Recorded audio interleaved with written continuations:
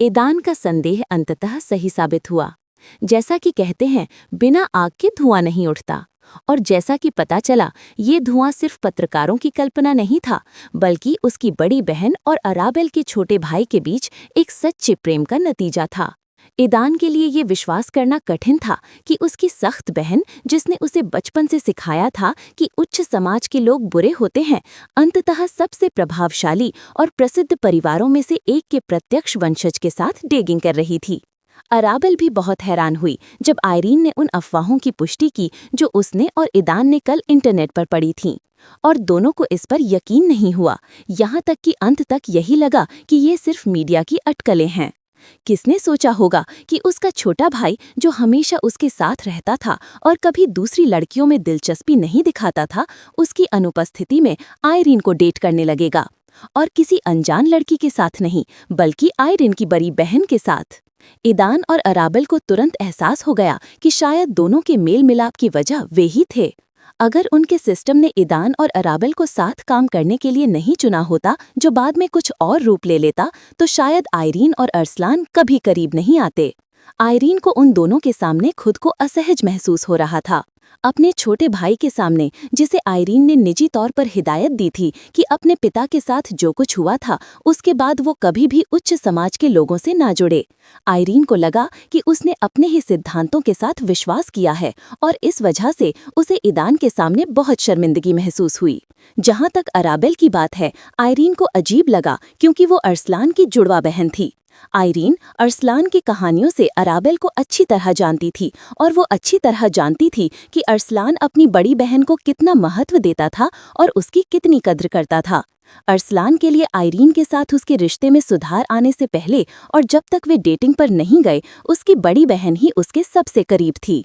सन्नाटा देखकर एस्मा आश्चर्य से पलकें झपकाने लगी। अराबेल की बातों से उसे समझ आ गया था कि ईदान की बड़ी बहन उसके छोटे भाई को डेट करने लगी है। क्या ये अद्भुत नहीं है? एस्मा ने आश्चर्य से कहा जब उसे एहसास हुआ कि क्या हो रहा है। तुम अराबेल ईदान को डेट कर रही हो और तुम्हारा छोटा भाई ईदान की बड़ी बहन को डेट कर रहा है। क्या ये अद्भुत नहीं है? एस्मा की बातें सुनकर उन तीनों को अजीब लगा, लेकिन उन्हें स्थिति को स्वीकार करना पड़ा। आप दोनों कितने समय से साथ हैं? अराबेल ने पूछा और आयरीन से सावधानी पूर्वक वो जानकारी मांगने की कोशिश की जिसमें उसकी रुचि थी। 1 साल से भी अधिक, आयरीन ने ईमानदारी से उत्तर दिया। ओह, मैं कैसे भूल गई, मेरा छोटा भाई अब मुझसे 1 साल से भी अधिक बड़ा है। अराबेल ने अचानक समय के अंतर को महसूस करते हुए कहा। आयरीन ने आश्चर्य से अराबेल की ओर देखा और फिर स्पष्टीकरण की तलाश में अपनी नजरें अपने भाई की ओर घुमा लीं। बहन, जब हमें दूसरी दुनिया में ले जाया गया तो हमने खुद को जुनूनिया में नहीं, बल्कि जुनूनिया से जुड़ी एक अलग दुनिया में पाया जिसे लिम्बो कहा जाता था।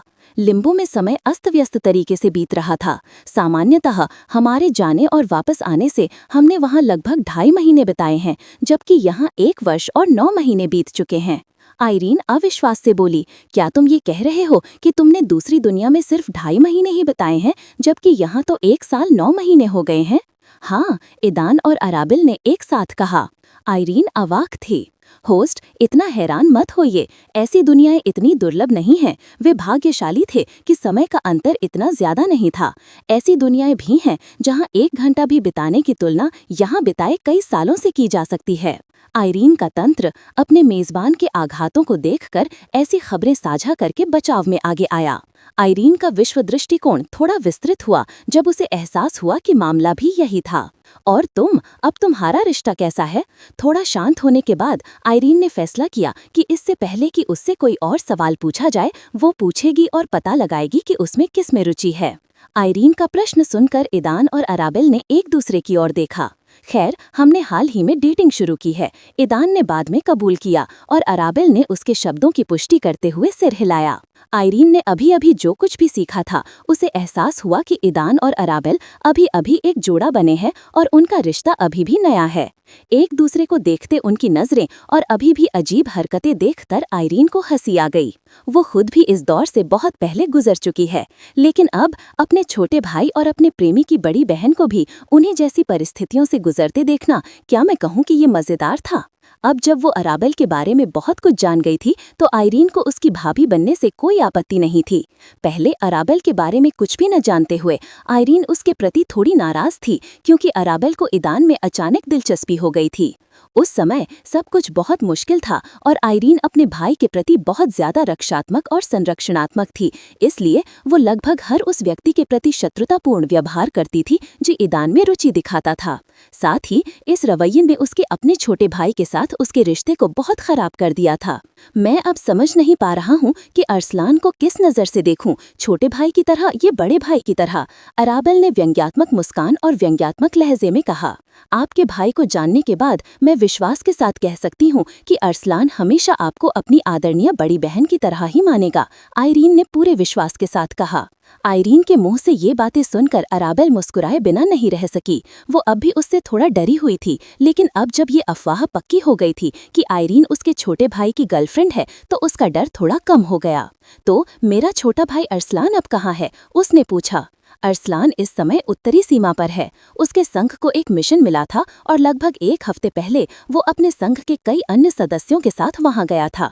मैं स्वयं भी उसके साथ जाना चाहती थी, लेकिन बच्चों की देखभाल के कारण मुझे रुकना पड़ा, उसने आगे कहा। और फिर ईदान और अराबेल के स्तब्ध चेहरों को देखकर उसे एहसास हुआ कि उसने अभी क्या कहा था।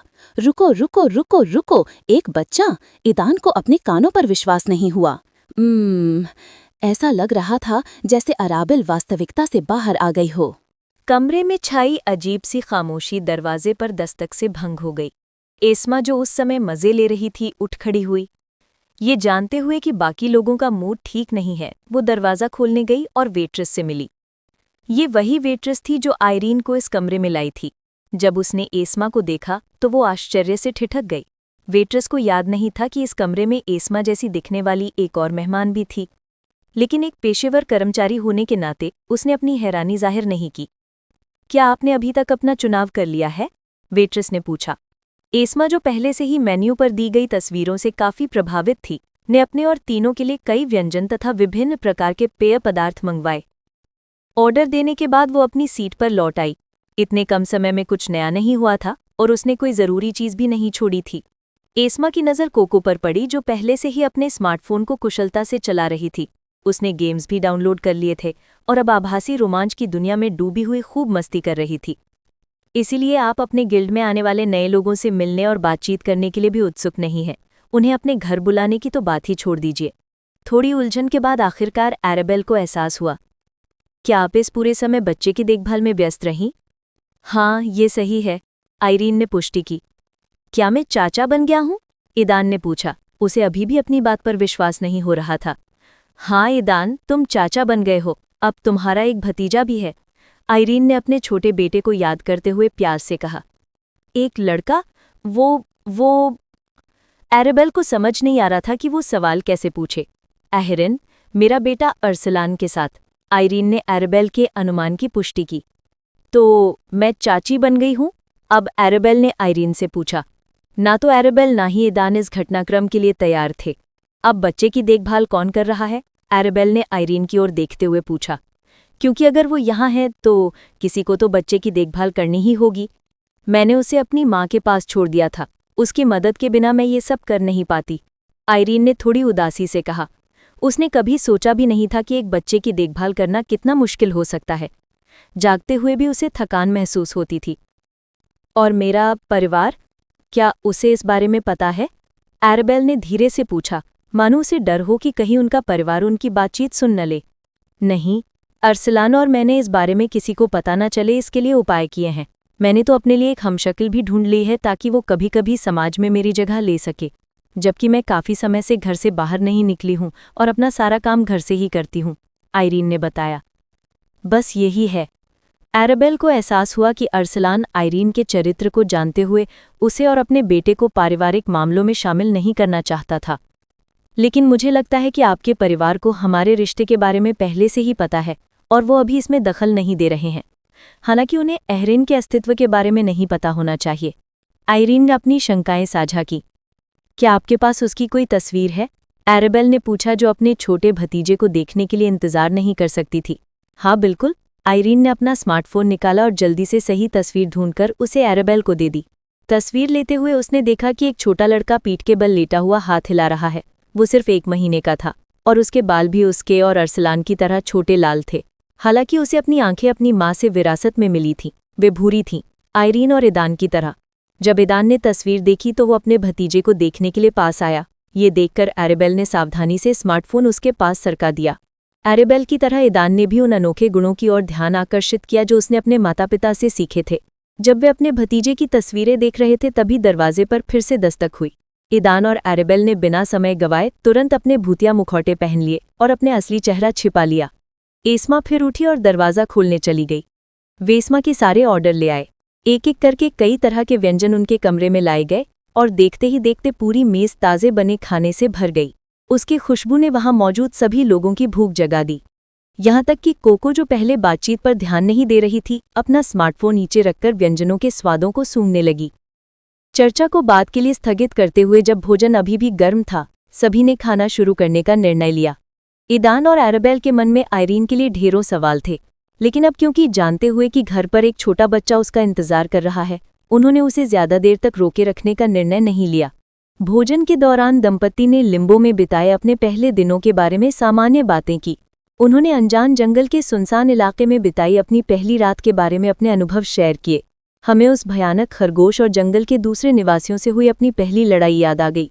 उन्होंने अनोखे जुड़वा जीवों से मिलने के बारे में भी बात की, जहां पहली बार उन्हें हार का डर और थोड़ी निराशा भी महसूस हुई। हालांकि वे भाग्यशाली थे कि उन्हें एक दूसरी दुनिया के निवासी, एक साहसी व्यक्ति से मिलने का मौका मिला, जिसने उन्हें बचाया और बाद में उनके सबसे वरिष्ठ मित्र और इस नई दुनिया के सबसे करीबी लोगों में से एक बन गया। आयरीन ने उनकी कहानी बड़े ध्यान से सुनी। वो उनके अनुभवों के बारे में जानना को उत्सुक थी। उसने अपने पहले स्थानांतरण के अनुभव की भी तुलना की, जो इतना रोमांचक और खतरनाक नहीं था। समय बीतता गया और सारा खाना खा लिया गया। जोड़े की कहानी उस मोड़ पर पहुंची जब उनकी मुलाकात उच्च योगी मिलिका से हुई। जब उसे पता चला कि वे किसी दूसरी दुनिया से हैं तो उन पर शक करने और उन्हें पकड़ने के बजाय उन्होंने उन्हें अपना संरक्षण में ले लिया और बाद में उनकी गुरु बन गई। मुझे लगता है अब समय आ गया है कि हम अपनी बात खत्म करें, ईदान ने कहा। वे पहले ही काफी देर से बैठे हुए थे। लेकिन इससे पहले कि हम अलग हों, आयरीन, मुझे दूसरी आपदा के बारे में बताओ और पूरी दुनिया में चीजें कैसी चल रही हैं, उन्होंने पूछा। ये प्रश्न सुनकर आयरीन ने आह भरी और ईदान और एरेबेल की ओर देखा। उन्होंने कहा, दूसरी आपदा काफी हद तक पहली आपदा का परिणाम थी। विदेशी जीवों के आक्रमण से उत्पन्न पहली आपदा के दौरान पृथ्वी में एक अजीब ऊर्जा भर गई, जिसने सभी जीवों के विकास को प्रेरित किया। वर्ष के दौरान विकास की प्रक्रिया तेजी से आगे बढ़ी और जीवों की संख्या में तेजी से वृद्धि हुई। दूसरे वर्ष के अंत तक सब कुछ शांत था। जानवर पागल हो गए और इसके परिणाम स्वरूप एक विशाल लहर पूरी दुनिया में फैल गई। आयरीन के शब्द उदास लग रहे थे, यहाँ तक कि एरेबेल और ईदान, जो पहले ही जंगल में एक डोपलगैंगर के रूप में जानवरों की छोटी छोटी लहरों से सामना कर चुके थे, कल्पना भी नहीं कर सकते थे कि ये लहर पूरी दुनिया को अपनी चपेट में ले लेगी। आपको सिस्टम की मोहरों और आपदाओं की सच्चाई के बारे में पहले से ही पता होना चाहिए, आयरीन ने दंपत्ति से पूछा। अराबेल और ईदान ने सकारात्मक रूप से सिर हिलाया, जिससे पता चला कि वे इसके बारे में पहले से ही जानते थे। पहली आपदा के बाद हमारी दुनिया थोड़ी मजबूत हो गई और सीरम की दूसरी लहर के बाद हमारी दुनिया जितने जागृत लोगों को झेल सकती थी, उनकी संख्या में काफी वृद्धि हुई। आयरीन ने रुककर कहा, करीब 1000 नए युवा जागृत हो गए हैं। इतना? सीरम की दूसरी लहर के बाद इतने सारे जागृत लोगों के बारे में सुनकर अराबेल आश्चर्यचकित था। ज्यादा? आयरीन ने बस सिर हिलाया। नहीं, बहुत कम है। तभी अराबेल को स्थिति की गंभीरता का एहसास हुआ। दुनिया भर में जानवरों की एक विशाल लहर के सामने 1000 से कुछ ज्यादा लोग जाग गए। ये विचार से वो तुरंत सिहर उठी। बेशक ये बहुत कम था। आप जानते हैं कि उस आपदा के बाद जिसने हमारी दुनिया को मौलिक रूप से बदल दिया, उसे मिश्रित कर दिया और 3 महाद्वीपों में विभाजित कर दिया, परिचित दुनिया अब वैसी नहीं रही। ईदान और अराबेल को तो इस बारे में पता ही था। पहली आपदा से बचे सभी वयस्क, यहाँ तक कि सबसे छोटे बच्चे भी इस बात से वाकिफ थे कि दुनिया कितनी बदल गई है। जाने पहचाने देश गायब हो गए हैं और उनके साथ उनकी सीमाएं भी। जहाँ पहले पानी हुआ करता था, वहाँ जमीन बन गई और जमीन का एक हिस्सा पानी में डूब गया। दुनिया के भूभागों का क्षेत्रफल कई गुना बड़ा हो गया है। परिणाम स्वरूप संयुक्त संघ का निर्माण हुआ, जो मध्य, पश्चिमी और दक्षिणी भागों में विभाजित हो गया। ये एक चमत्कार ही था कि हम इतने कम समय में मानवता की अधिकांश उपलब्धियों को संरक्षित करने और अधिकांश तकनीक को पुनर्स्थापित करने में कामयाब रहे। लेकिन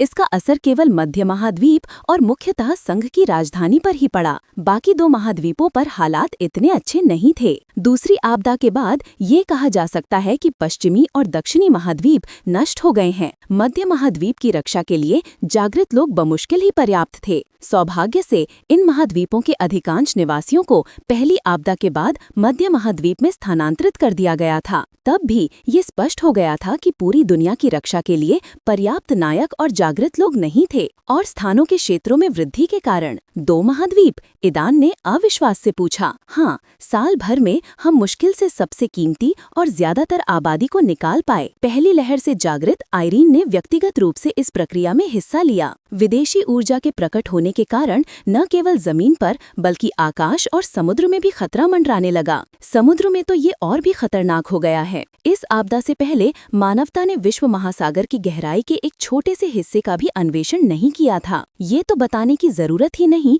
कि आपदा से पहले दुनिया का ज्यादातर हिस्सा पानी से घिरा हुआ था और उसके बाद तो और भी अप्रत्याशित हो गया। ज्यादातर, क्या इसका मतलब ये है कि दूसरी आपदा के दौरान वहाँ आबादी थी? अराबेल ने पूछा। हालांकि उसे अपने सवाल का जवाब पता था। तुम जानती हो कि लोग कैसे काम करते हैं अराबेल। कुछ लोग अपने घर और मूल स्थान छोड़ना नहीं चाहते थे, हालांकि वे बहुत बदल गए थे। इसके अलावा एक साल भी बहुत कम समय होता है। दोनों महाद्वीप बहुत बड़े थे और सभी को वहाँ से निकालना शारीरिक रूप से असंभव था। आयरीन खुद ऐसे लोगों से मिल चुकी थी। वे उनमें से कुछ को मनाने में कामयाब रहीं, लेकिन कुछ ने साफ मना कर दिया और उन्हें नुकसान पहुँचाने की भी कोशिश की। तो क्या फेडरेशन ने स्वयं ही दो महाद्वीपों पर कब्जा कर लिया? इस पर आयरीन ने केवल सिर हिलाया। 10 में से सिर्फ 2 आपदाएं हैं ईदान। दुनिया को अभी 8 चरणों से गुजरना है और उनके परिणामों का सामना करना है, और वे सब कम से कम इन 2 आपदाओं के बराबर या उनसे भी बदतर होंगी। आयरीन के शब्दों ने ईदान को एक बार फिर याद दिलाया कि हालात और भी बदतर होंगे। ये सब जानते हुए भी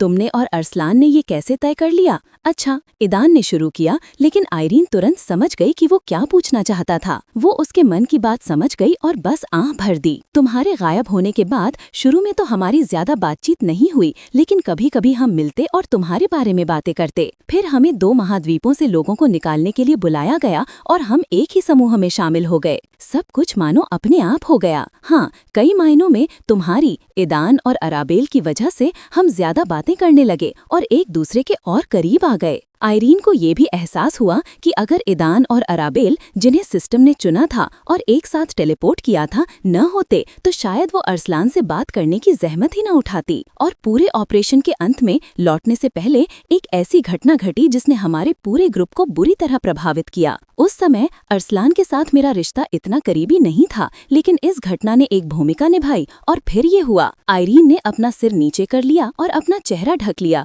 उसका मतलब साफ था। घटना के बाद ही हमें इसका एहसास हुआ। उस समय तक सब कुछ हो चुका था और हम केवल प्रार्थना कर सकते थे, लेकिन जैसा कि आप जानते ही हैं, सब कुछ वैसा नहीं हुआ जैसा हम चाहते थे। आयरीन ने मुस्कुराते हुए कहा, जब हम उस आपदा से बच गए तभी मुझे एहसास हुआ कि मैं गर्भवती हूँ। मेरे पास अभी भी सब कुछ ठीक करने का समय था, लेकिन मैंने बच्चे को रखने का फैसला किया। जब अरसलान को इसके बारे में पता चला तो उसने भी इस पर जोर दिया। पहली और आखिरी बार, ईदान ने सोचा, या तो अरसलान इतना अच्छा निशानेबाज है या फिर तुम। वाह! इससे पहले कि ईदान अपनी बात पूरी कर पाता, अराबेल ने उसे चुप कराने के लिए उसके बाजू में मुक्का मारा। अपने छोटे भाई की बातें सुनकर आयरीन पहले तो उलझन में पड़ गई, क्योंकि वो भी ऐसी किस्मत से हैरान थी। लेकिन फिर जब उसने उस जोड़े के रिश्ते को पनपते देखा तो उसके चेहरे पर मुस्कान आ गई। एस्मा उन्हें देख रही थी और इस तमाशे का आनंद ले रही थी और बीच बीच में अपने पेय का घूंट ले रही थी। जानवरों की लहरों का क्या हुआ? अराबेल ने ईदान को चुप कराते हुए पूछा। लहरें जैसे जैसे अचानक शुरू हुई वैसे ही अचानक खत्म हो गईं।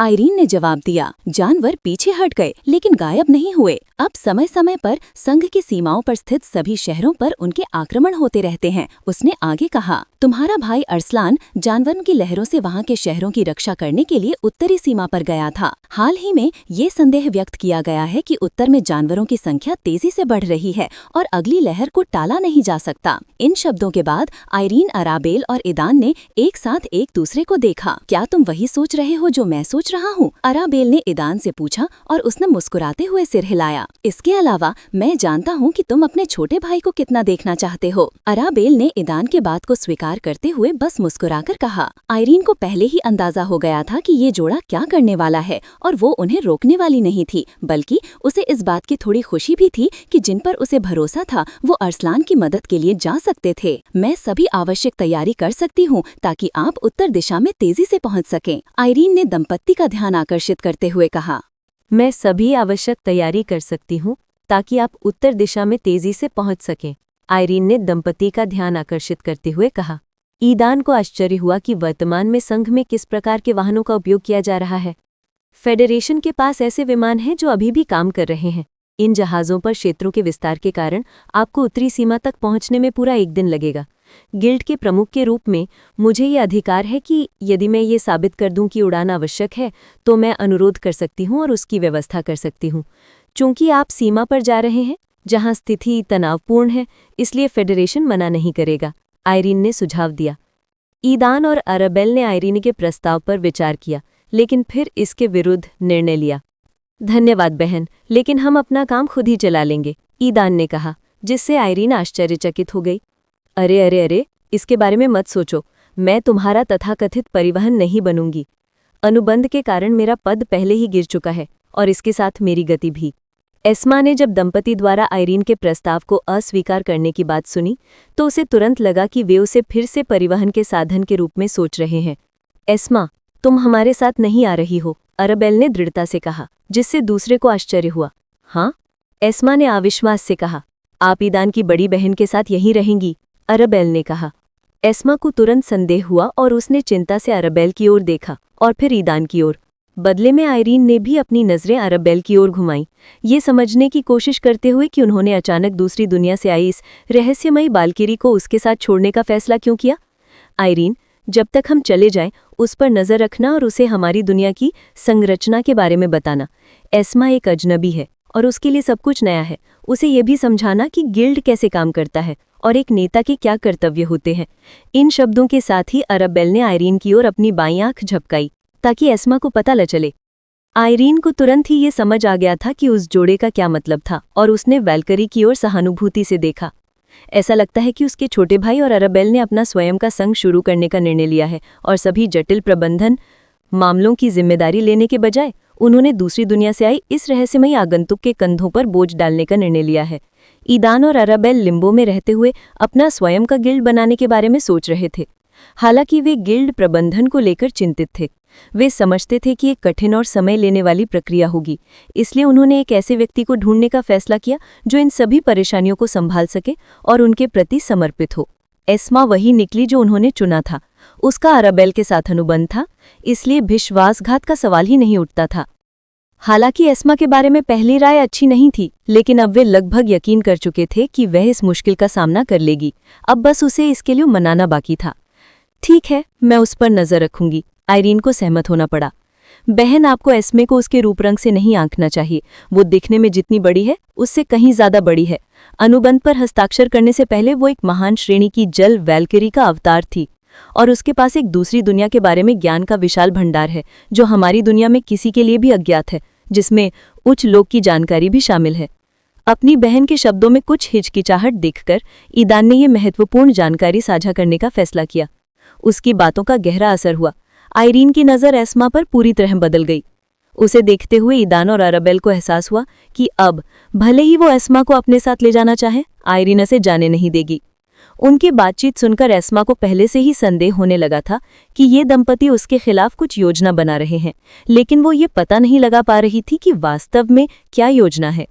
आइरीन महत्वपूर्ण बात यह है कि उससे कुछ भी ना ले, खासकर कोई भी दवाई या पेय पदार्थ। अराबेल ने अपनी ननद को चेतावनी दी। आयरीन समझ नहीं पा रही थी कि अराबेल ने अचानक उसे इस बारे में चेतावनी क्यों देनी शुरू कर दी। हाँ? एस्मा ने प्रतिवाद किया।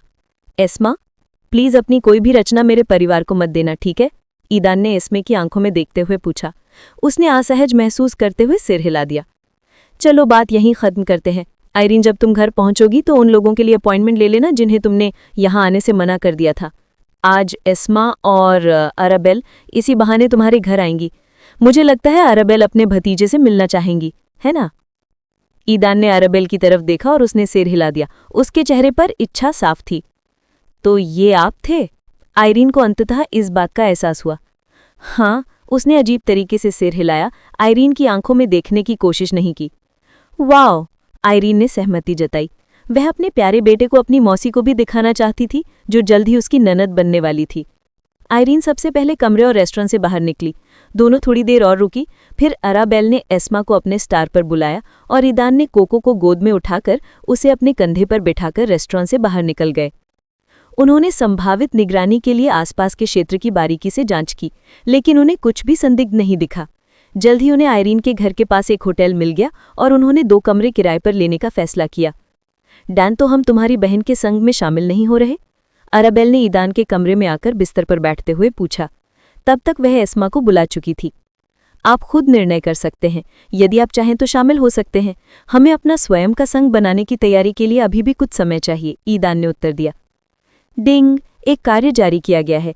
अपना स्वयं का संघ स्थापित करें और 5 नए सदस्यों की भर्ती करें। ईदान पहले से ही सोच रहा था कि सिस्टम ने उनके गिल्ड बनाने के फैसले में कोई दिलचस्पी नहीं दिखाई, लेकिन वह गलत था। आखिरी वक्त पर सिस्टम ने उन्हें एक काम दे दिया। डिंग, कार्य पूरा करने के लिए पुरस्कार। सुप्रीम बिल्डर सिस्टम से एक निजी घर के निर्माण के लिए कूपन। ओ, एक और कूपन।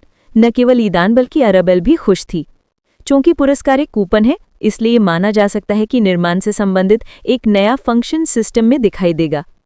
तुम्हारे साथ क्या हुआ है? एस्मा ने दंपति को स्वप्न से बाहर निकालते हुए पूछा। कुछ आश्चर्यजनक हुआ है, ईदान ने रहस्यमय तरीके से कहा। जितनी जल्दी हो सके एस्मे को सिस्टम्स के बारे में बता दो। अनुबंध पर हस्ताक्षर करने के बाद उसे अंधेरे में रखना गलत होगा। ईदान ने मानसिक संपर्क के माध्यम से अराबेल को संबोधित किया और उसे एस्मे को मामले की तह तक पहुंचाने का काम सौंपा। अराबेल बिना किसी हिचकिचाहट के मान गई। वह खुद एस्मे को सिस्टम के बारे में बताने वाली थी, लेकिन वह पहले ईदान से इस बारे में बात करना चाहती थी। लेकिन चूंकि वह खुद इसके लिए उसके पास आया था, इसलिए अब और बात करने का कोई मतलब नहीं था। क्वींस गिल्ड के कल के प्रतिनिधि ने शीघ्र ही फोन किया और उनका अभिवादन करने के बाद आयरीन के घर पर शाम को नया समय निर्धारित किया। अराबेल तुरंत मान गई और एस्मे को अपने साथ ले जाकर उसे थोड़ी देर आराम करने और फिर बैठक की तैयारी करने के लिए उसके कमरे में भेज दिया। ईदान की शाम की अपनी योजना थी। अपनी बहन से मिलकर उसे स्पष्ट रूप से लगा कि उसके वंश का प्रभाव कमजोर पड़ने लगा है। ईदान लंबे समय में पहली बार अपना ध्यान उस समस्याग्रस्त वंश पर केंद्रित करना चाहता था। शाम को नियत समय से 5 मिनट पहले 2 युवा लड़कियां 7 फ्लावर्स क्षेत्र में मकान संख्या 37 के द्वार के सामने प्रकट हुई। उनमें से एक मध्यम कद की थी और उसके छोटे काले बाल और भूरी आंखें थी। दूसरी, जो उससे छोटी थी, अपने लंबे समुद्री हरे बालों के कारण सबसे अलग दिख रही थी। दोनों ने मौसम के हिसाब से स्टाइलिश और आरामदायक कपड़े पहने थे। आयरीन इस घर में अपनी माँ और अपने नवजात बेटे के साथ रहती थी, जो हाल ही में 1 महीने का हुआ था। उसने यहाँ सुरक्षा गार्ड के तौर पर कई भरोसेमंद लोगों को भी रखा था। ये सभी उसके अपने गिल्ड के सदस्य थे, जिन पर आयरीन ने न केवल पूरा भरोसा किया था, बल्कि खुद उन्हें चुना भी था। दोनों मेहमानों के आने की सूचना पाकर एक गार्ड गेट पर उनसे मिलने आई। तय प्रक्रिया के अनुसार उसने लड़कियों की पहचान की जांच की, उनसे पहचान पत्र मांगा और यह सुनिश्चित किया कि वे अपने साथ कोई अवैध सामान तो नहीं लाई हैं। उनकी सुरक्षा सुनिश्चित करने के बाद गार्ड ने उन्हें अंदर जाने दिया। अरेबल थोड़ी घबराई हुई थी। लंबे समय के बाद पहली बार वो खुद को ईदान से दूर पा रही थी और साथ ही उसे ईदान की बड़ी बहन आयरीन से भी मिलना था, जिससे वो डरती थी। रेस्टोरेंट में हुई बातचीत ने उसका डर थोड़ा कम कर दिया था, लेकिन ईदान तब उसके साथ था और अब वो यहाँ नहीं था। अरेबल को डर था कि आयरीन अपने भाई के बिना अलग व्यवहार कर सकती है। एस्मा पूरी तरह शांत थी। वो एक नई दुनिया में अपने प्रवास का आनंद ले रही थी, आसपास की सुंदरता और नई खोजों का आनंद ले रही थी। उसके लिए सब कुछ नया था। अरेबल और एस्मा एक साथ यहाँ आए, लेकिन उनके पास वो छोटा सा समस्याग्रस्त लोमड़ी का बच्चा कहीं नजर नहीं आया। तुम आ गए बिल्कुल सही समय पर। घर के प्रवेश द्वार पर अरेबल और एस्मा से मिलते हुए आयरीन ने कहा। वो अपने छोटे बेटे को गोद में सावधानी से पकड़े हुए थी। अरेबल और एस्मा की नज़र तुरंत उस बच्चे पर पड़ी। तस्वीर की तरह उसके छोटे लाल बाल और भूरी आंखें थी, बिल्कुल अपनी माँ की तरह। वो इस चमत्कार से मोहित तो हुए, लेकिन उसे नुकसान पहुंचाने के डर से उसके पास जाने से डर रहे थे। अरेबल ने अभी तक अपनी शक्ति पर पूरी तरह नियंत्रण नहीं किया था और जब वो लंबे समय तक ईदान से दूर रहती थी तो उसकी रक्त रेखा प्रकट होने लगती थी और उसके शरीर से ठंडक फैलने लगती थी। ओह बिल्कुल नहीं, मुझे जल्द से जल्द अपने वंश पर काबू पाना होगा, वरना मैं इस गांठ को अपनी बाहों में नहीं पकड़ पाऊंगी। अरेबल ने मन ही मन अफसोस के साथ कहा कि अपने वंश के कारण वो अपने भतीजे को अपनी बाहों में नहीं पकड़ पाएगी। एस्मा को बच्चों के साथ काम करने का लगभग कोई अनुभव नहीं था। हालांकि उसे अपनी कृतियां बेचना बहुत पसंद था, जिससे उसके ग्राहकों के बच्चे होने की संभावना बढ़ जाती थी। उसकी अनाड़ीपन और अजीबोगरीब प्रकृति को जानते हुए एस्मा किसी भी स्थिति में इस नन्ही सी जान से दूरी बनाए रखने वाली थी। आइरीन ने अपने मेहमानों को बड़े सत्कार से बैठक कक्ष में आमंत्रित किया, जहां उसकी मां पहले से ही उनका इंतजार कर रही थी। जैसे ही अरेबल दहलीज पार कर गई, छोटे काले बालों वाली एक अधमदे की महिला को देखकर वो ठिठक गई। अपनी बेटी, पोते और 2 अजनबियों को देखकर वो भी रुक गई और अविश्वास से आइरीन को देखने लगी। आइरीन ने बस सिर हिलाकर उसे बताया कि सब कुछ ठीक है। ओह मेरे प्यारे पोते, आइरीन की मां ने बच्चे को गोद में उठाते हुए कहा। वाह, ये तो पहले ही गंदा हो गया है। जब उसने देखा कि उसके पोते ने डायपर पर दाग लगा दिया है तो वो उसे बदलने के लिए दूर चली गई और महिलाओं को अकेला छोड़ दिया। आइरीन ने अरेबल को गौर से देखा, उसके नए रूप को गौर से देखा जो आज रेस्टोरेंट में उसके नए रूप से बिल्कुल अलग था। आइरीन को एहसास हुआ कि यह वही रूप था जो अरेबल ने कल कैफे के बाहर आते समय अपनाया था। आइरीन की निगाहें देखकर अरेबल चौंक गई और उसे थोड़ा असहज महसूस हुआ। मैं अभी भी इस बात पर हैरान हूँ कि आपके पास इतनी अद्भुत चीज है। आप बिल्कुल भी अपने जैसे नहीं दिखते, या यहाँ तक कि उस रूप में भी नहीं जिसे मैंने रेस्टोरेंट में देखा था, आइरीन ने प्रशंसा करते हुए कहा। अरेबल के तीनों रूप बिल्कुल अलग अलग लग रहे थे, यहाँ तक कि उसका सिस्टम भी उनके भेस को नहीं पहचान पाया। होस्ट, ये शायद मशहूर घोस्ट मास्क है। ये बहुत ही दुर्लभ चीज है। हैरानी की बात है, न केवल आपकी होने वाली भाभी के पास बल्कि आपके भाई के पास भी है। एक घोस्ट मास्क का दिखना तो चमत्कार ही माना जा सकता है, लेकिन एक साथ 2?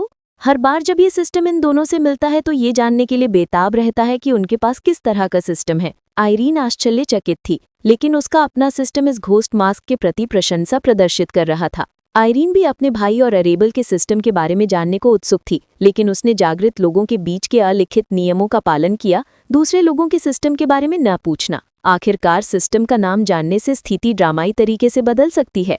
तो ईदान कहाँ है? आइरीन ने पूछा, यह सुनिश्चित करते हुए कि उसकी माँ उनकी बातचीत न सुन ले। ईदान और अरेबल पहले ही पर्दे के पीछे रहने और क्षदम नामों से काम करने की इच्छा जता चुके थे, इसलिए आइरीन ने अपनी माँ को ईदान की वापसी के बारे में अभी कुछ नहीं बताने का फैसला किया। वो पास के ही होटल में रुका था। ईदान ने कहा था कि उसकी कुछ योजनाएं हैं। एस्मा ने अरेबल से पहले उत्तर दिया, जिससे वो थोड़ी आश्चर्यचकित हो गई। योजनाएं? अरेबल ने पूछा, क्योंकि ईदान ने अपने इरादे उसके साथ साझा नहीं किए थे। हाँ, ईदान ने मुझे इसके बारे में तब बताया था जब मैं कोको को हमारे साथ आने के लिए मनाने की कोशिश कर रही थी। उसमें कहा था कि वो किसी काम से कोको को अपने साथ ले जाएगा, एस्मा ने स्पष्ट किया। अरेबल को तुरंत आश्चर्य होने लगा कि ईदान क्या करने वाला है, क्योंकि उसने अपनी योजना उसके साथ साझा नहीं की थी। इरीन का अरेबल की विचारशीलता को देखकर मुस्कुराई और उसके पहने हुए अंगूठी की ओर ध्यान आकर्षित किया। क्या ये वही अंगूठी है जो मेरे भाई ने तुम्हें उस दिन दी थी? आइरीन के सवाल से अरेबल की कल्पना शक्ति टूट गई और उसने अंगूठी की ओर देखा। यह वही अंगूठी थी जो ईदान ने उसे भेंट की थी जब उसने अनुष्ठान पूरा करने के लिए सिस्टम के कार्य का प्रस्ताव रखा था। हाँ, यही है, अरेबल ने पुष्टि की। मुझे बताओ अरेबल, क्या तुम सचमुच मेरे छोटे भाई को पसंद करती हो या तुम अभी भी? आइरीन रुक गई, फिर एस्मा की ओर देखकर बोली, ठीक है, तुम जानती हो मैं क्या कहना चाहती हूँ। अरेबल आइरीन के सवाल से हैरान हो गई। उसने उम्मीद नहीं की थी कि आइरीन उससे इतना सीधा सवाल पूछेगी, और उसी समय अरेबल को अपने बारे में एक अद्भुत चीज पता चली। अगर उससे पहले इस बारे में पूछा जाता तो वो तुरंत शक करने लगती और कहती कि सब कुछ बहुत पेचीदा है वगैरह वगैरह, लेकिन इस बार उसे पहले से ही जवाब पता था। हाँ, मुझे वो पसंद है, अरेबल ने बिना किसी हिचकिचाहट के उत्तर दिया। आइरीन इस उत्तर से संतुष्ट थी। और तुम, क्या तुम्हें मेरा भाई पसंद है? क्या तुमने उसके बेटे को जन्म दे दिया है और उसने अभी तक तुम्हें प्रपोज नहीं किया है? इसके तुरंत बाद एक ऐसा सवाल पूछा गया जिसे आइरीन ठिठक गई। संघ की राजधानी से दूर एक छोटी पहाड़ी पर एक विशाल पक्षी उतरा, जहां से दूर शहर और जंगल का विशाल विस्तार दिखाई दे रहा था। एक युवक उसकी पीठ पर बैठा था और एक छोटी लोमड़ी उसके कंधे पर लेटी हुई थी। संघ की राजधानी से दूर एक छोटी सी पहाड़ी पर एक विशाल पक्षी उतरा, जहां से दूर शहर और जंगल का विशाल विस्तार दिखाई दे रहा था। एक युवक उसकी पीठ पर बैठा था और एक छोटी लोमड़ी उसके कंधे पर लेटी हुई थी। ये ईदान ही था जो अराबेल और एस्मा के जाने के बाद सुरक्षित और निर्जन स्थान की तलाश में सराय से बाहर निकल गया था। ये जगह कैसी है सिस्टम? ईदान ने पूछा। होस्ट, आपकी रैंक को देखते हुए ये दूरी काफी है, सिस्टम ने जवाब दिया। उफ, ईदान ने पहाड़ी से नीचे उतरते हुए हांफते हुए कहा। जैसे ही उसका यात्री नीचे उतरा, विशाल पक्षी का रूप बदल गया और वो हूबहू ईदान की प्रतिकृति बन गया। बहुत बढ़िया काम नेड, ईदान ने अपने हमशक्ल नेड से प्रसन्न होकर कहा, जो, जैसा कि उसने सोचा था, एक विशाल पक्षी में बदल सकता था, जिससे उसे चलने में बहुत सुविधा और सहायता मिली। नेड अपने स्वामी ईदान से प्रशंसा सुनकर बहुत खुश हुआ। वो ईदान के बगल में खड़ा था और दूर स्थित शहर को भी प्रशंसा भरी नजरों से देख रहा था। इस अनुबंध की बदौलत नेड न केवल लिम्बो से बाहर निकला, जो उसकी जाति के सदस्यों, जिनमें उसके आदरणीय और पूजनीय पूर्वज भी शामिल थे, के लिए जेल बन चुका था, बल्कि उसने खुद को एक बिल्कुल नई दुनिया में भी पाया। ये उसके मालिक की दुनिया थी, जो उसका नया घर भी बनने वाली थी। अब अगर कोई बाहरी व्यक्ति उन्हें देख भी ले तो पहचान नहीं पाएगा कि कौन असली है और कौन हमशक्ल। सिर्फ कोको, जो आलस से उसके कंधे पर लेटी हुई थी और दूर शहर की रोशनियों को निहार रही थी, ने ही असली की ओर इशारा किया। ईदान ने चुपचाप शहर की रोशनियों को देखा और फिर सिर उठाकर शाम के साफ आसमान की ओर देखा। बहुत समय हो गया था जब उसने इतनी खामोशी से आसमान को देखा था। इससे पहले वो हमेशा अकेले ही ऐसा करता था। अब उसके पास दो अद्भुत प्राणी थे जिनके अस्तित्व के बारे में उसने अपने जीवन में कभी सोचा भी नहीं था। ईदान कुछ देर तक खड़ा रहा और याद करता रहा कि पिछले कुछ महीनों में उसके साथ क्या क्या हुआ था जब से अराबेल उसके जीवन में आई थी। ये पहली बार था जब वे एक दूसरे से इतनी अधिक दूरी पर थे। पहले कुछ महीनों तक उन्होंने एक दूसरे से थोड़ा दूर रहने की कोशिश की, लेकिन फिर भी वे एक ही शहर में रहे, और इससे भी अधिक जब वे नीमो और यूलिया के अधीन अध्ययन करते थे तो वे प्रतिदिन मिलते थे।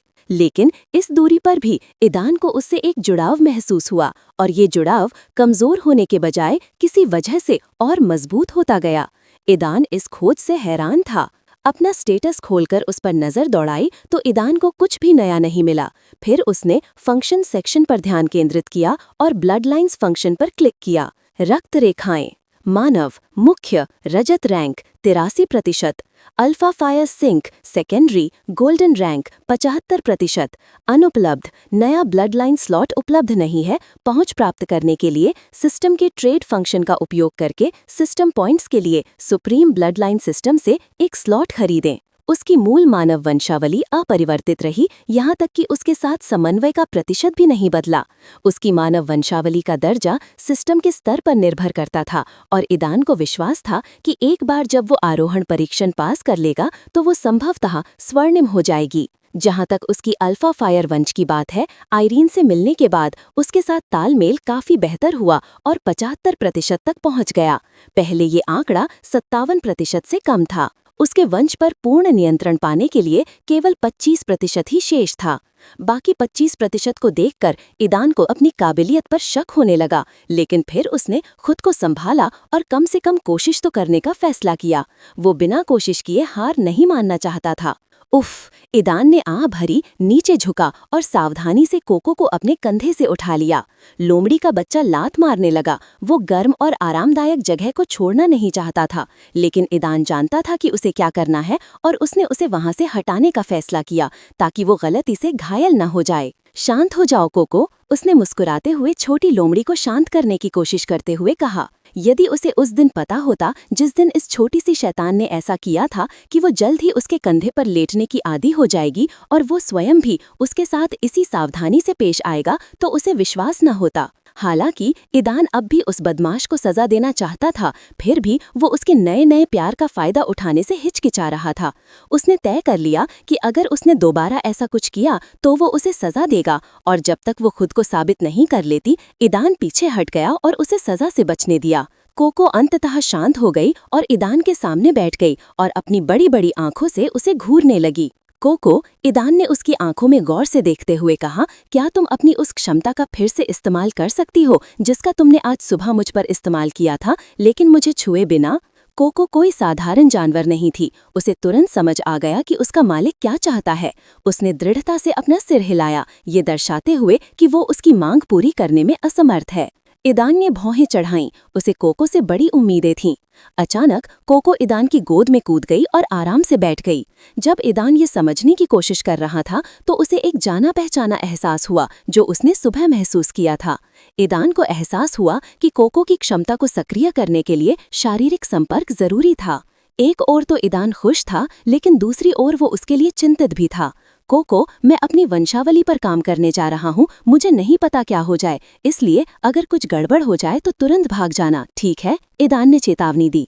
कोको के सिर हिलाने के बाद ईदान ने अपना ध्यान नेड की ओर लगाया। नेड, तुम भी सुरक्षा के लिए मुझसे थोड़ा दूर रहो और इलाके में गश्त लगाओ, किसी को मुझे परेशान मत करने देना, और वैसे अपना हुलिया बदल लो, यहाँ बहुत से लोग मुझे पहचान सकते हैं।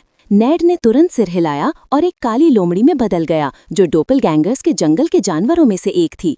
फिर वो आसपास के इलाके का पता लगाने दौड़ पड़ा। नेड ने काली लोमड़ी का रूप इसलिए चुना क्योंकि कोको को थोड़ी जलन हो रही थी, क्योंकि वो देख रहा था कि उसका मालिक इस छोटी लोमड़ी के साथ कितना ध्यान रखता है।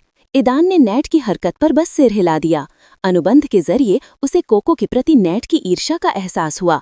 किसने सोचा था कि डोपलगैंगर्स के जंगल का पागल परफेक्ट डोपलगैंगर भी ध्यान और स्नेह का मोहताज है। ईदान ने नेड को अधिक बार बाहर जाने देने का निर्णय लिया और संभवतः उसे अधिक स्वतंत्रता भी दी ताकि वो स्टार के अंदर कंटिन्यूअसली फंसा हुआ महसूस न करे। अंततः अपने सभी मामलों को निपटाने और कोको की क्षमता के प्रभाव से अपने मन को शांत महसूस करने के बाद ईदान ने अपने वंश से निपटना शुरू करने का फैसला किया।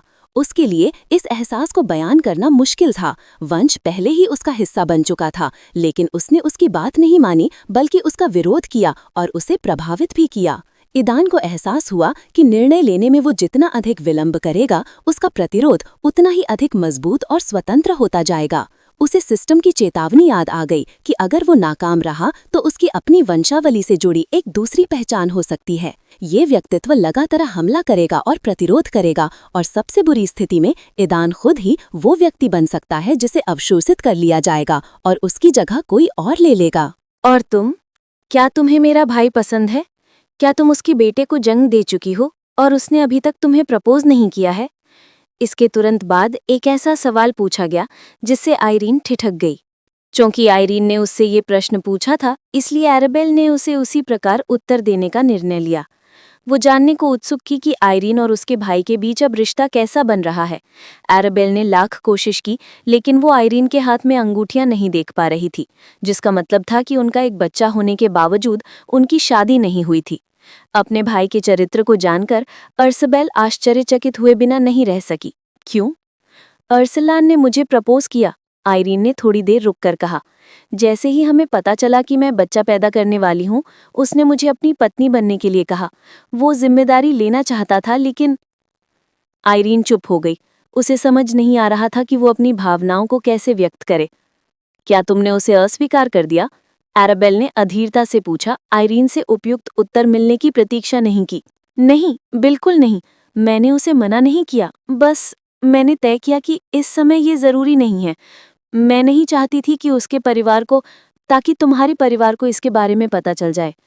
उस समय आयरीन ने अरसलान के परिवार के प्रति अपनी नापसंदगी के कारण प्रतीक्षा करने का निर्णय लिया, इसलिए उसने निर्णय को बाद के लिए स्थगित कर दिया। अरसलान, उसने इसे कैसे लिया? आयरीन की असहजता देखकर एराबेल उसके फैसले को समझ सकती थी, इसलिए उसने उसकी निंदा नहीं की। आखिरकार ये उनकी जिंदगी थी और उन्होंने अपने फैसले खुद लिए थे। एराबेल खुद भी ईडान के साथ अपने रिश्ते के लिए, खासकर आयरीन और उसके भाई के लिए, आलोचना से नफरत करती थी। अरसलान ने इसे शांति से लिया। नाराज होने या मुझे डांटने के बजाय वो मुझ पर और भी ज्यादा समय देने लगा। आयरीन की बातों से एराबेल को उसके छोटे भाई के स्वभाव की याद आ गई। यही तो वो अपने छोटे भाई से उम्मीद करती थी। हालांकि ये एहसास होते ही एराबेल को दुखी हुआ। ऐसा लग रहा था कि उसके गायब होने के बाद अरसलान का सारा ध्यान, जो वो उसे अपनी बड़ी बहन मानकर देता था, उसकी सारी देखभाल और सुरक्षा अब आयरीन की ओर केंद्रित हो गई थी। एराबेल ने सोचा, अब उसके छोटे भाई का रिश्ता ईडान की बड़ी बहन के साथ था, जबकि आयरीन के छोटे भाई का रिश्ता अरसलान की बड़ी बहन के साथ था, यानी आयरीन के साथ। बाहर से देखने पर यह सब कुछ आईने जैसा लग रहा था, लेकिन ध्यान से सोचने पर आरबेल को एक बात समझ में आई। उसके और अरसलान के रिश्ते में जो दोनों का ख्याल रखता था वो अरसलान था, जबकि आयरीन और ईडान के रिश्ते में जो ख्याल रखता था वो आयरीन थी। अब वे दोनों जो परवाह करते थे एक रिश्ते में थे, और वे दोनों भी जिनकी उन्हें परवाह थी। जब आरबेल ने अपने रिश्ते को इस नज़रिए से देखा तो उसे ये अजीब लगा। वैसे आयरीन, रेस्टोरेंट में तुमने उस घटना का जिक्र किया था जिसकी वजह से तुम और मेरा भाई यहाँ आए थे। अगर ये कोई राज नहीं है तो क्या तुम मुझे बता सकती हो कि वो किस तरह की घटना थी? आरबेल ने सिर हिलाते हुए और आयरीन के वो शब्द याद करते हुए पूछा जो उसने ईडान के सवाल पूछने पर कहे थे। मुझे खेद है आरबेल, लेकिन मैं तुम्हें इसके बारे में नहीं बता सकती। आयरीन ने माफी मांगी। आरबेल ने भौहें चढ़ाईं। ऐसी कौन सी घटना है जिसने आयरीन और अरसलान को इतना प्रभावित किया है कि आयरीन खुद इसके बारे में बात नहीं करना चाहती? उसने सोचा। आरबेल, मैं तुम्हें नहीं बता सकती, इसलिए नहीं क्योंकि मैं बताना नहीं चाहती, बल्कि इसलिए कि उस समय क्या हुआ था और उसका क्या संबंध है, ये जानना खतरनाक हो सकता है। मैं तुम्हें इसमें घसीटना नहीं चाहती, आयरीन ने आगे कहा। उस घटना को याद करके उसे बहुत दुख हुआ। आयरीन, आरबेल ने कहना शुरू किया। वो एक बार फिर स्पष्ट करना चाहती थी कि आयरीन का क्या मतलब था, लेकिन सिस्टम के शब्दों ने उसे बीच में ही रोक दिया। होस्ट, उससे इस बारे में मत पूछो। इस सिस्टम को इस बात का एक मोटा मोटा अंदाजा है कि क्या हुआ होगा, जिसके बारे में सिस्टम का दूसरा होस्ट बात नहीं करना चाहता। जैसा कि उसने बताया, किसी चीज के बारे में जानना खतरनाक हो सकता है। बेहतर होगा कि आप जितना हो सके इससे ज्यादा देर तक ना निपटे, लेकिन देर या सवेर आपको इसके बारे में पता चल ही जाएगा। सिस्टम की इस सलाह ने आरबेल को रोक दिया और उसने उस पर अमल करने का फैसला किया। हालांकि ये विचार उसके दिमाग से नहीं निकला। आरबेल की नज़र एस्मे पर पड़ी, जो चुपचाप बैठी उनकी बातचीत सुन रही थी। उसकी आंखों में बातचीत में शामिल होने की इच्छा थी, लेकिन चूंकि एस्मे आयरीन से अच्छी तरह परिचित नहीं थी और आयरीन भी एस्मे को नहीं जानती थी, इसलिए एस्मे भी आरबेल और आयरीन की बातचीत में दखल अंदाजी नहीं करना चाहती थी। आयरीन, मैं तुम्हें बताऊं कि मैं एस्मे से कैसे मिली, आरबेल ने सुझाव दिया, और एस्मे के बारे में कुछ जानकारी उसे देना और उन्हें करीब लाना। आखिरकार जल्द ही एस्मे को आयरीन के साथ रहना होगा, जबकि आरबेल और ईडान उत्तर दिशा में उसके छोटे भाई की मदद करने और उससे मिलने जाएंगे। आयरीन की नज़र अनायास ही एस्मे पर रुक गई। वो इस रहस्यमयी और प्रसिद्ध जल वाल्किरी के बारे में और जानना चाहती थी। आरबेल ने दूसरे शहर की अपनी यात्रा से पहले की घटनाओं के बारे में बात नहीं की थी। वो ईडान और सिएरा उस समय एक प्रसिद्ध वाल्किरी से मिलने वहां गए थे, और जब उन्हें पता चला कि वो कौन सी दुकान चलाती है तो वे बहुत हैरान हुए। एक मिनट रुको, तुमने उसकी दुकान का नाम क्या बताया था? जब आरबेल ने एस्मे की दुकान का नाम और वहां बेची जाने वाली चीजों का जिक्र किया तो आयरीन ने आश्चर्य से पूछा। आरबेल ने एक बार फिर सब कुछ दोहराया और समझाया, और आयरीन की नजरें एस्मे पर टिकी हुई थोड़ी अजीब हो गईं। एस्मे ने बिना किसी शर्म के बस कंधे उचका दिए। वो तो इस दुनिया में पहले से ही कुछ ऐसा ही खोजने की योजना बना रही थी। रेस्टोरेंट में दंपत्ति द्वारा दी गई चेतावनी को याद करते हुए कि उसके हाथ से कुछ भी ना ले, अब ये बात स्पष्ट हो गई थी। जब आरबेल ने बताया कि सिएरा ने एस्मे को कैसे पीटा तो उसने गुस्से में विरोध किया, जिससे आयरीन सचमुच हंस पड़ी। वैसे ये सिएरा कौन है जिसका तुम बार बार जिक्र कर रही हो? आयरीन ने पूछा। उसे ये व्यक्ति बहुत दिलचस्प लगा। वो भी एक वाल्किरी है, एक पौराणिक रैंक की डाक वाल्किरी, आरबेल ने गर्व से कहा। आयरीन ने इस पर थोड़ा सा मुंह बनाया, फिर आरबेल की आवाज में प्रशंसा का स्वर पकड़ते हुए उसने महसूस किया कि आरबेल की इस वाल्किरी के बारे में बहुत अच्छी राय थी। चिस, एस्मे ने अपनी जीभ चटकाई, जबकि उसने आरबेल को सिएरा के बारे में घबराहट के साथ बात करते हुए सुना, और आयरीन ने निश्चित रूप से ये नोटिस किया। उस पर ध्यान मत दो आयरीन, वो बस उससे ईर्ष्या करती है। हे, इस काली कुतिया से कोई ईर्ष्या नहीं करता। एस्मे क्रोधित थी, लेकिन उसके शब्दों के बावजूद ये स्पष्ट था कि वो ईर्ष्या कर रही थी। फिर आरबेल ने बताया कि सिएरा कौन थी और उसने कैसे उसकी और ईडान की मदद की थी। उसने इस बात पर जोर दिया कि उसका योगदान उन निर्णायक कारकों में से एक था जिसकी वजह से वे वापस आ पाए थे। जब आयरीन ने सिएरा के बारे में सुना तो उसने इसे पहली नज़र में कुछ खास नहीं लगा, क्योंकि उसमें काले तत्व का जिक्र था। फिर भी वो उसे जानने के लिए बहुत उत्सुक हो गई। जल्द ही आयरीन की मां ने अपने पोते का डायपर बदला और उसे अंदर ले आईं, जिससे उनकी बातचीत बीच में ही रुक गई। उन्होंने बच्चे को आयरीन को सौंप दिया, क्योंकि उसे दूसरे काम निपटाने थे। आयरीन ने अपने बेटे को गोद में ले लिया और आरबेल और एस्मे फिर से बच्चे को निहारने लगी। ये सुनिश्चित करने के बाद कि उनकी मां उनकी आवाज़ ना सुन पा रही हूं, उन्होंने बातचीत जारी रखी। समय यूं ही बीतता गया। बच्चा थकने लगा और तीनों की नज़रों के सामने आयरीन की गोद में सो गया। उनकी बातचीत जारी रहती अगर उन्हें भूकंप के हल्के झटके महसूस ना होते। उसके तुरंत बाद उन तीनों ने ऊर्जा का एक शक्तिशाली उभार महसूस किया। वो आयरीन ये नहीं पहचान सकी कि ये किस प्रकार की ऊर्जा थी, लेकिन नारेबल और एस्मे को तुरंत पता चल गया कि ये पागलपन ऊर्जा का विस्फोट था। उन्होंने महसूस किया कि ऊर्जा का ये उत्सर्जन केवल एक व्यक्ति ईडान से संबंधित हो सकता है। उनकी बातचीत जारी रहती अगर उन्हें भूकंप के हल्के झटके महसूस न होते। उसके तुरंत बाद उन तीनों ने ऊर्जा का एक शक्तिशाली उभार महसूस किया। आयरीन ये नहीं पहचान सकी कि ये किस प्रकार की ऊर्जा थी, लेकिन अराबेल और एस्मा को तुरंत पता चल गया कि ये पागलपन ऊर्जा का विस्फोट था। उन्होंने महसूस किया कि ऊर्जा का ये उत्सर्जन केवल एक व्यक्ति ईडान से संबंधित हो सकता है। एस्मा और अराबेल ने एक दूसरे को देखा। क्या उसने शहर को उड़ाने का फैसला कर लिया है? एस्मा ने अराबेल से पूछा, जो पहले से ही ईडान की हालत से वाकिफ थी। अराबेल को समझ नहीं आ रहा था कि क्या कहे। तभी उसे एस्मा की बातें याद आईं कि ईडान के पास कुछ योजनाएं हैं। क्या सचमुच यही उसकी योजना थी? अराबेल ने सोचा।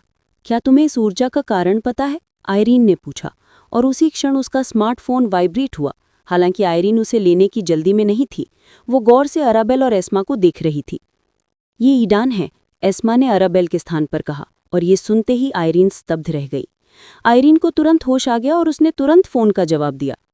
गिल्ड लीडर, शहर के पास एक अज्ञात ऊर्जा का शक्तिशाली रिसाव पाया गया है। सेना ने सभी गिल्ड से ऊर्जा के स्रोत का पता लगाने और यदि संभव हो तो उसे नष्ट करने में मदद करने की अपील की है। फोन पर एक छोटी लड़की की आवाज गूंजी। आयरीन को इस कॉल से तुरंत कई अहम जानकारियां मिल गईं। पहली बात, रिहाइश शहर के बाहर हुई, जिससे वो थोड़ी शांत हुई। दूसरी बात, सेना को एहसास हुआ कि वे अकेले स्थिति को नहीं संभाल सकते और उन्होंने जागरूक लोगों यानी संघों की ओर रुख किया। और तीसरी बात, अनुरोध में ये आदेश भी शामिल था कि अगर स्रोत खतरनाक निकला तो उसे खत्म कर दिया जाए। ठीक है, स्ट्राइक क्वींस के एक टुकड़े को निर्दिष्ट स्थान पर भेजो और उन्हें मेरा इंतजार करने दो। मैं जल्द ही उनके साथ आ जाऊंगी, आयरीन ने आदेश दिया। ठीक है नेताजी, और बातचीत समाप्त हो गई। आयरीन जल्दी से वहां से हट गई और अपनी माँ को ढूंढकर उसे उसका सोता हुआ बेटा थमा दिया। फिर वो अराबेल और एस्मा के पास लौट आई। उसने देखा कि अराबेल मुंह खोले खड़ी थी। उसके चेहरे पर गहरा सदमा साफ दिखाई दे रहा था। क्या हुआ? आयरीन ने चिंतित होकर पूछा। धिक्कार है ईडान, यही तो तुम कर रहे हो। धिक्कार है, धिक्कार है, ऐसा नहीं हो सकता। सदमे से उबरने के बाद अराबेल कसमसाने लगी।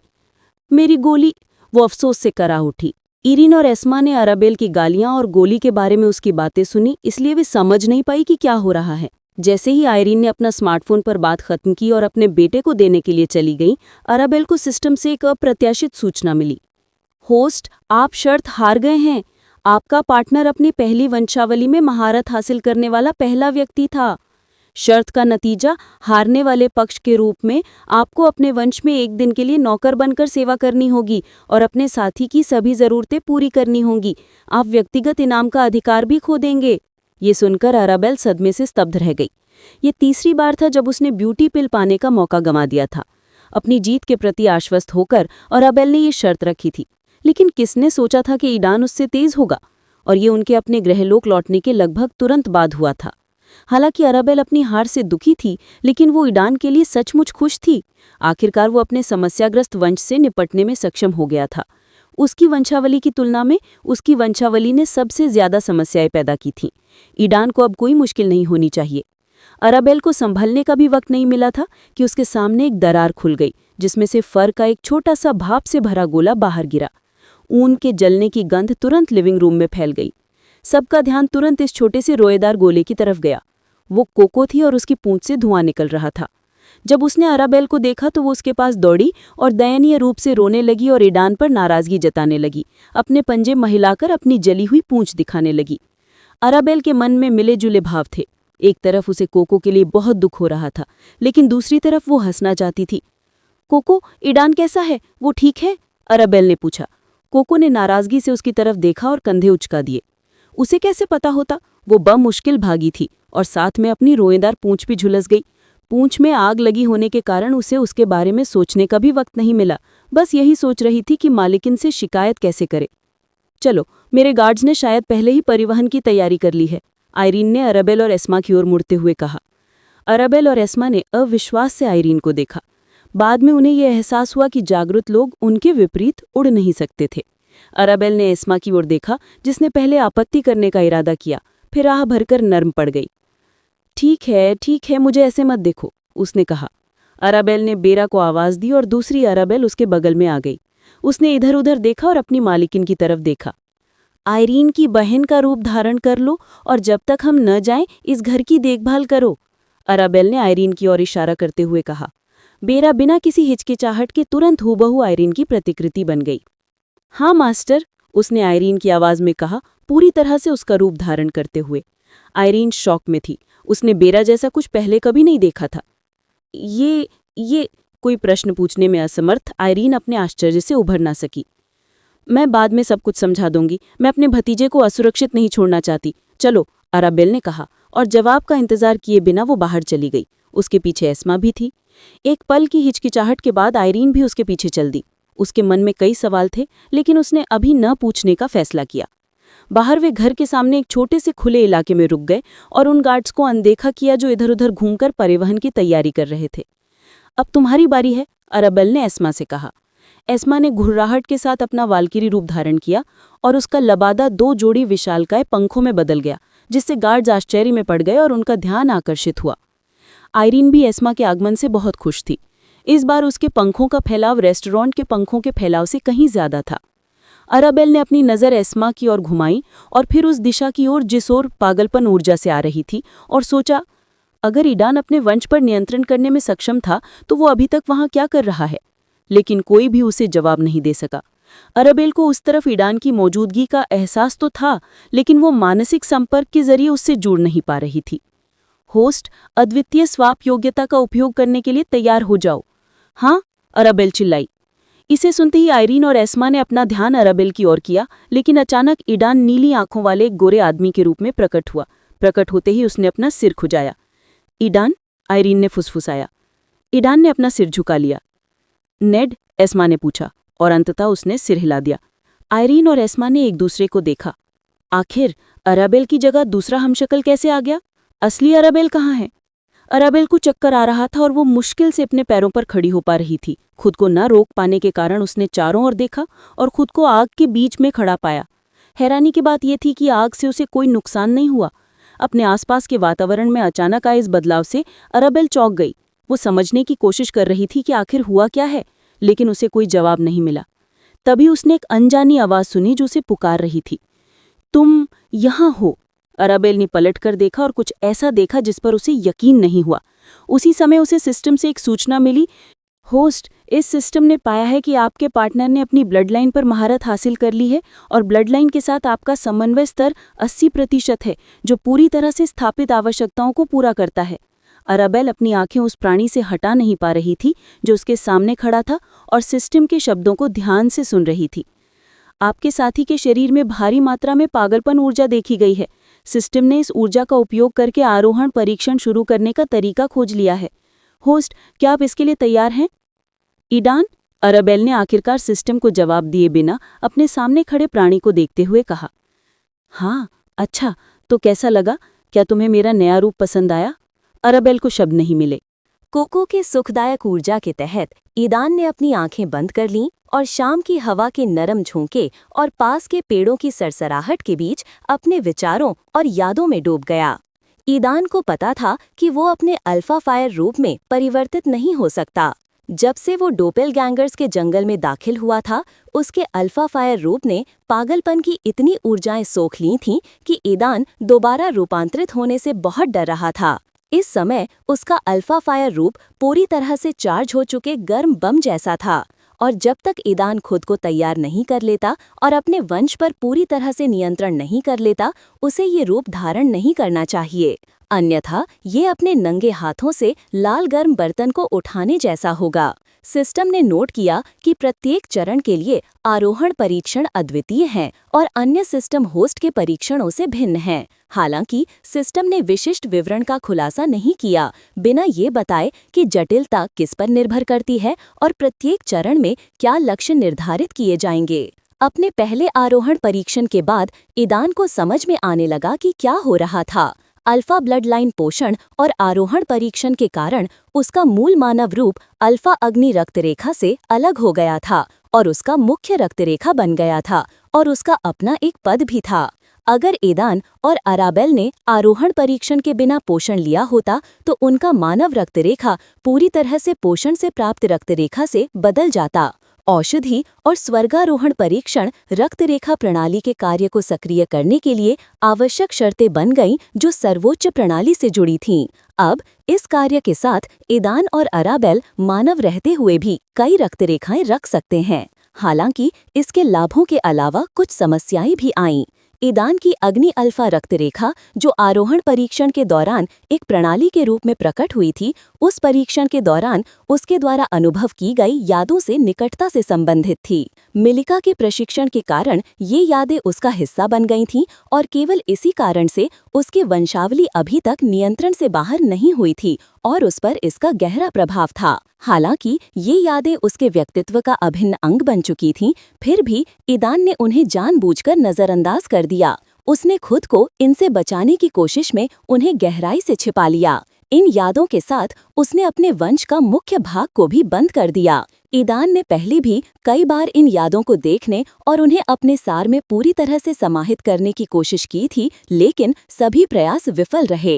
इन यादों और उसके वंश के बीच का रिश्ता बहुत गहरा था। हर बार जब वो उन्हें देखने और उन्हें आत्मसात करने की कोशिश करता तो उसका वंश हावी हो जाता और हर बार ईदान अपनी भावनाओं और फिर अपनी चेतना पर नियंत्रण खो बैठता और पागल हो जाता। कई असफलताओं के बाद मिलिका ने ईदान को तब तक प्रयास जारी रखने से मना किया जब तक कि वो अपनी सभी परेशानियों का असली कारण पता न लगा ले और उसे समाप्त न कर दे। मिलिका के नेतृत्व में प्रशिक्षण सत्र के अंत तक ईदान को अपने सवालों का जवाब नहीं मिला था। इन जवाबों के बिना ईदान अपने वंश में महारत हासिल करने में आगे नहीं बढ़ पाता। हालांकि इस दौरान ईदान उस मुकाम पर पहुंच गया था जहां उसकी वंशावली अब उसके रोजमर्रा के जीवन में कोई खास बाधा नहीं बन रही थी। ईदान कुछ समय के लिए अपने अग्नि अल्फा रूप में भी बदल सकता था। इसलिए जब अराबेल ने उसके विपरीत अपनी याददाश्त पर कमोबेश काबू पा लिया तो मिलिका ने फैसला किया कि वे तैयार हैं और उसे आगे बढ़ने की अनुमति दे दी। कुछ दिनों बाद डोपेलगैंगर्स के जंगल में ईदान को मोटे तौर पर समझ आ गया कि उसे अपने वंश के प्रभाव को कम करने के लिए क्या करना होगा। ईदान को एहसास हुआ कि उसके वंश को जवाब चाहिए, जवाब जो उनके गृह लोक से जुड़े हों, जवाब उसकी बड़ी बहन और माँ से जुड़े थे। आखिरकार उन छोटे सुरागों और स्मृति के टुकड़ों से ईदान को पता था कि स्वर्गारोहण परीक्षण के दौरान प्रथम की तरह ही सब कुछ गलत हो गया था। वहां आरोहण परीक्षण के दौरान उसकी बड़ी बहन आयरीन और उसकी मां का सबसे बुरा अंत हुआ, जिसके बाद वही वो उत्प्रेरक बन गईं जिसने उसे अल्फा अग्नि प्रणाली के साथ जागृत होने में सक्षम बनाया। उसके बाद घटित हुई घटनाएं ही उसके लिए आगे बढ़ने की प्रेरक शक्ति बन गईं और यही चीज उसे मजबूत बनाती गई। और ये सब केवल एक ही लक्ष्य की ओर बढ़ रहा था, बदला। आज जब ईदान अपनी बहन आयरीन से मिला तो शुरुआत में ही उसका वंश लगभग नियंत्रण से बाहर हो गया था, लेकिन फिर वो गुस्सा जो उसे लगातार असहज कर रहा था कम होने लगा। वास्तविक जीवन में स्वर्गारोहण परीक्षण के बाहर उसकी बड़ी बहन आयरीन और माँ के साथ सब कुछ ठीक था। ईदान को ये जानकर खास तौर पर हैरानी हुई कि उसका एक भतीजा है, उसकी बड़ी बहन माँ बन गई है। ये एक और झटका था जिसने उसके वंश को प्रभावित किया। रेस्टोरेंट वापस आकर ईदान को लगा कि आखिरकार उसे अपने सवालों का जवाब मिल गया है, मगर हैरानी की बात ये थी कि थोड़ी देर की शांति के बाद उसका कम होता गुस्सा फिर से भड़क उठा। ईदान को इस अचानक बदलाव का कारण समझ नहीं आया। इसलिए ईदान ने यहाँ आने का फैसला किया और अपने वंश को फिर से अपने नियंत्रण में लेने की कोशिश करके पता लगाना चाहा कि आखिर गलती क्या हुई थी, उससे कहाँ गलती हुई थी, उसके वंश को आखिर क्या चाहिए। अपने सवालों के जवाब ढूंढने के लिए ईदान ने उन यादों की ओर लौटने का फैसला किया जिनसे वो इतनी मेहनत से बच रहा था। स्वर्गारोहण परीक्षण के दौरान अनुभव की गई यादों की ओर, वो यादें जिन तक वो अपने वंश के प्रभाव के कारण पहुंच नहीं पाया था। ईदान के लिए अपनी यादों में खो जाना अजीब था। स्वर्गारोहण परीक्षण की यादें आपदा से बहुत पहले शुरू हो गई थीं और उस बिंदु तक उनकी दोनों यादों के बीच कोई महत्वपूर्ण अंतर नहीं था। हालांकि ईदान की असली यादों और स्वर्गारोहण परीक्षण की यादों के बीच सारे बदलाव आपदा के बाद शुरू हुए। एक बार जब ईदान इस मुकाम पर पहुंच गया तो उसकी रक्त प्रणाली उसकी भावनाओं को प्रभावित करने लगी और जितना ज्यादा ईदान आगे क्या हुआ उसे याद करने की कोशिश करता था, ये प्रभाव उतना ही गहरा होता जाता। अंततः ईदान इसे और सहन नहीं कर सका और खुद पर से नियंत्रण खो बैठा। और इसलिए जब ईदान को उस आपदा के बाद की यादें ताज़ा हुईं तो उसकी रक्त संबंधी परंपरा उसकी भावनाओं को प्रभावित करने लगी। क्यों? ईदान ने मन ही मन कहा। इस सवाल का जवाब कोई नहीं दे सकता। वंश का प्रभाव हर पल बढ़ता जा रहा था। ईदान जानता था कि अगर ऐसा ही चलता रहा तो वो फिर से खुद पर नियंत्रण खो बैठेगा। यहाँ तक कि कोको की क्षमता भी कम होने लगी थी और उसकी प्रभावशीलता भी कम होने लगी थी। और जब ईदान पहले ही सोच चुका था कि ये सब बेकार है तो उसे ये जानकर आश्चर्य हुआ कि पिछले मामलों के विपरीत भावनाओं के अखर में भी उसके अपने विचार स्पष्ट रहे। जैसे ही ईदान ये समझने की कोशिश कर रहा था कि क्या हो रहा है, यादें एक के बाद एक उसके दिमाग में उभरने लगीं। इन यादों के साथ साथ ईदान ये अजीब भावनाएं भी महसूस कीं। दिखाने की इच्छा, याद दिलाने की इच्छा, ऐसी घटना को दोबारा ना होने देने की इच्छा। ईदान स्वयं इसे नहीं देख सकता था, लेकिन यादों की प्रत्येक नई लहर के साथ ईदान की स्थिति में ब्लडलाइंस फंक्शन में उसकी दूसरी अल्फा फायर ब्लडलाइन के साथ समन्वय 75% से बढ़कर 76%, 76 से 77 और अधिक से अधिक